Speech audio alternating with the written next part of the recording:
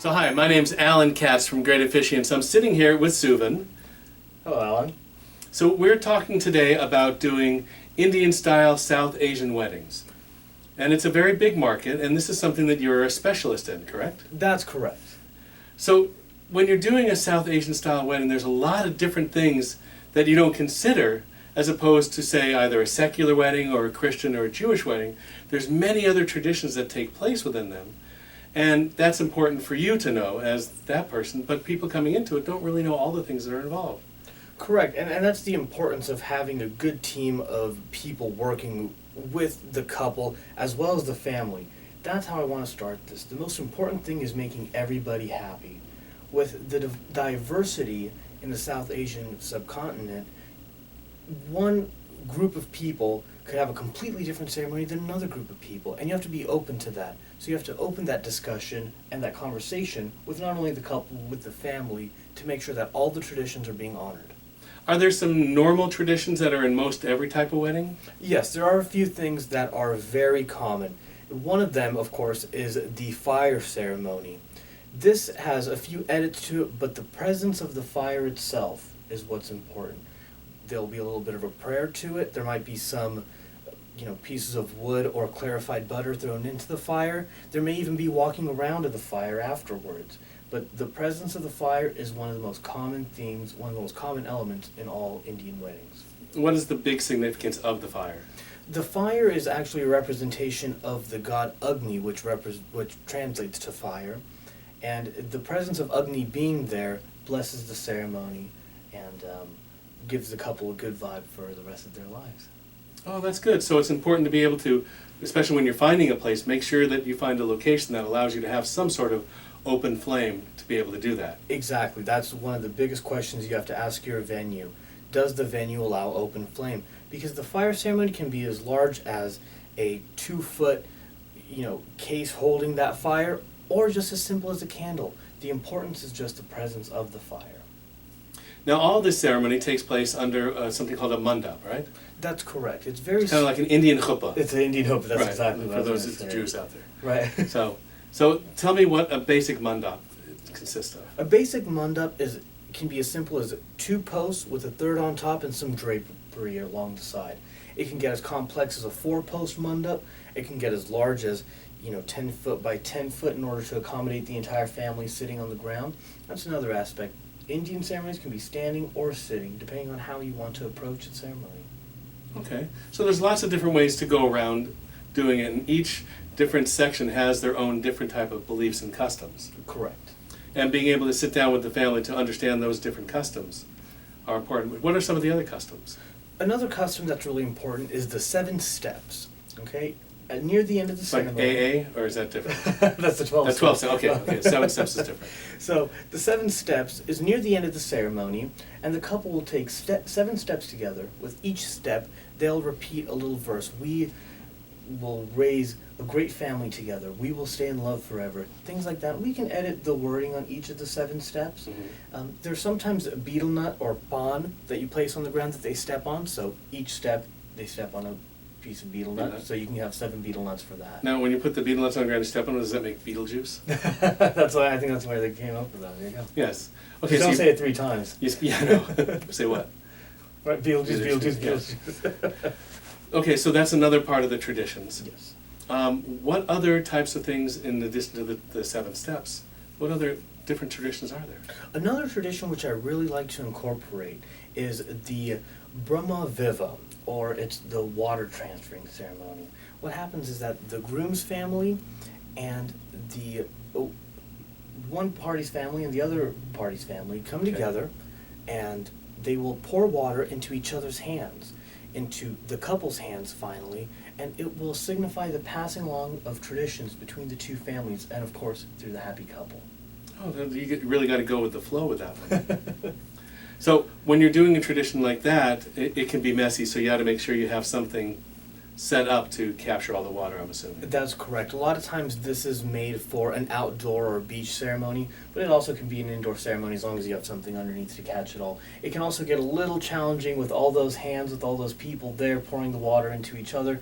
So it needs a little bit of coordination, but we can get through it. And that can all be done in rehearsals, so everybody practices what Of takes place there. That's correct. Other traditions, tell me about a couple more. So another tradition that is really important is more on my end of it, where I repeat the Mangal mantras. Mangal, it translates to Mars, very similar to like the Roman god of Mars. It represents power and devotion and passion. And by saying these vows at the beginning of the ceremony, it blesses the whole ceremony with that vibe. Now, you do this both in English and Sanskrit, correct? That's correct. So all of my Sanskrit verses, I like to speak in English afterwards, so everybody gets a fair share of the ceremony.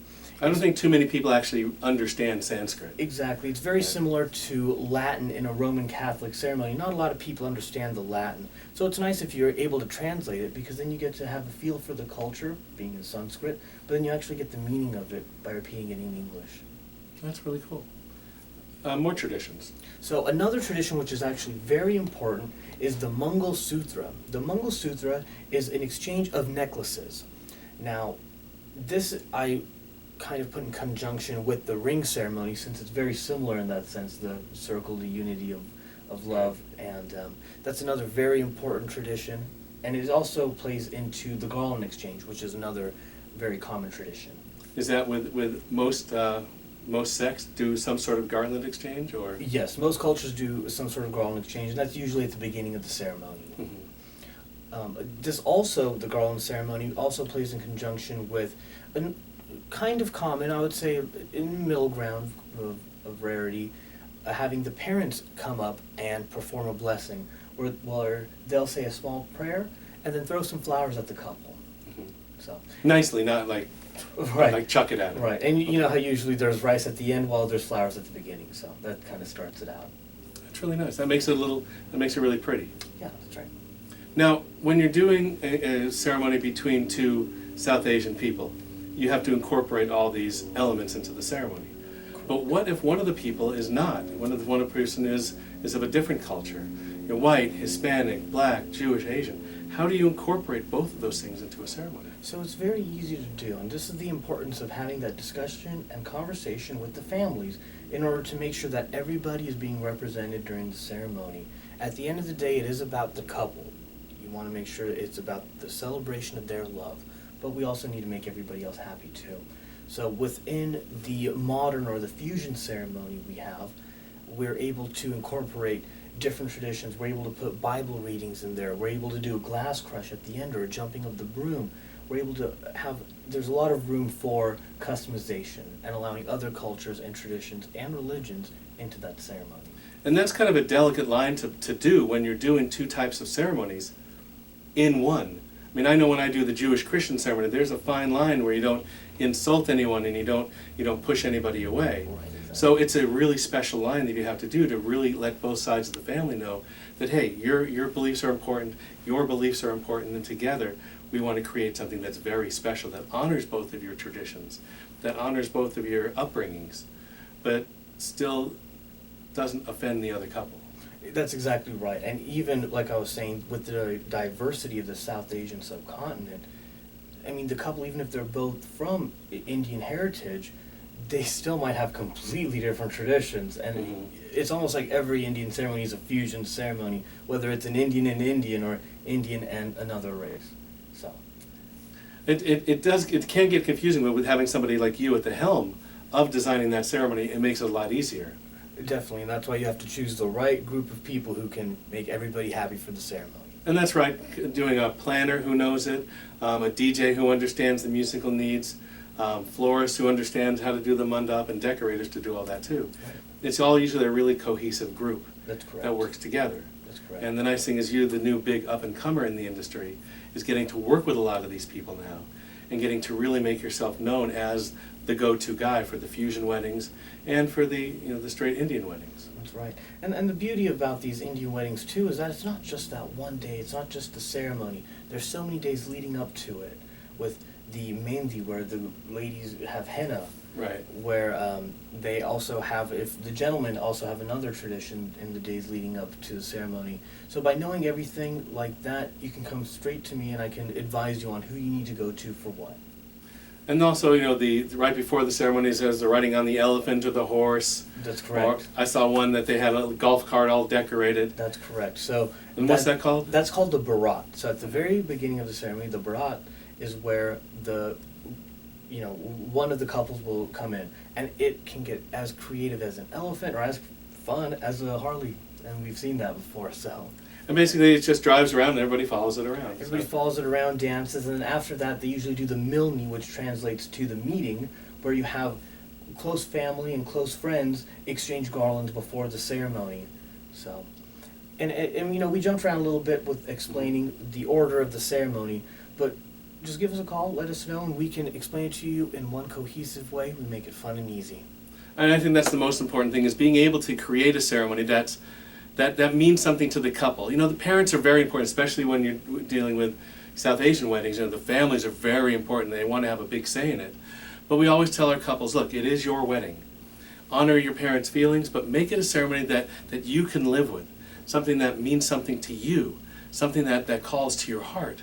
Something that when you walk away from, you're going to walk away going, that was great. And your guests walk away going, that was great. For the people who've never been to one, that was informative. We understood what was going on. Right. That's the goal you have at every wedding. That's right, and that's one of the most important things, and that's why I love to translate the Sanskrit so everybody understands. Even the older generations who demand having the Sanskrit in there may not always understand it. So it's nice to say it in English so even they can understand and appreciate what So you could even stand up and go, blah, blah, blah, blah, blah, blah, and they'll go, yes, right.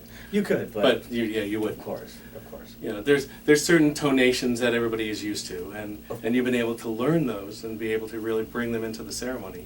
Like I said, it's very similar to the Latin in a Roman Catholic ceremony. A lot of people know the Latin words without knowing exactly what they mean. And the nice thing about you is the way you speak. I mean, you don't have that deep of an accent, or you don't have much of an accent at all. So you're able to communicate, especially to American audiences, who understand that when you have a very deep accent, some of that stuff can get lost in translation. So being able to eloquently do that, that's something that you're really special at doing. Right, and that's what I really take pride in. My accent, not only when I'm speaking English, but when I'm saying the Sanskrit verses, I make sure I pronounce the Sanskrit correctly. So a lot of times when people meet me and they're like, oh wow, you sound like you grew up in Southern California, but when they hear me doing a ceremony, they say, wow, did you go to India to learn that? So. Well, that's good. Well, I thank you for coming. I learned a little bit more about Indian weddings, and hopefully everybody watching has as well. Great. And go out there and knock them dead and have an amazing wedding and have an amazing wedding.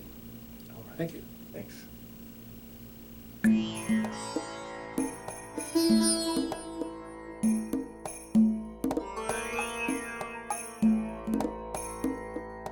Thank you.